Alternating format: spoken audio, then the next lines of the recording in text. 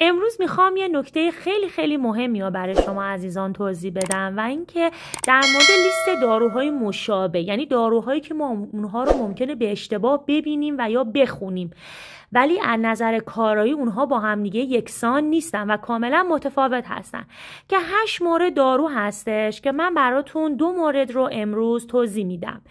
مورد اولی آلوپرینول هستش که ما ممکنه اون رو با داروی هالوپریدول اشتباه بگیریم، یعنی از نظر لاتین ها خیلی شبیه هم هستن.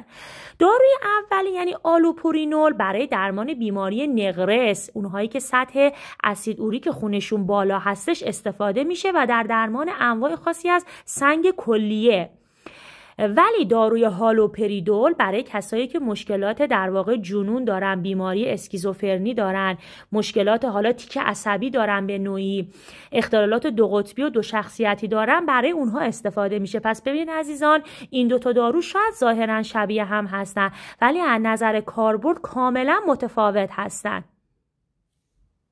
خب با توجه به اینکه آلوپرینول و هالوپریدول که خیلی داروهایی هستن که شبیه هم هستن با 2 تا کارایی کاملا متفاوت، برای شما عزیزان قطعا سوال پیش میاد که ما توی نسخه خب کدوم رو در واقع مثلا تشخیص بدیم که کدوم یکی از این داروها هستش.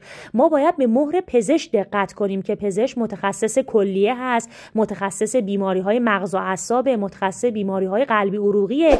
ما باید به مهر پزشک و داروهایی که در ادامه مرتبط باشن با اون دارو در واقع باید به اینها دقت بکنیم.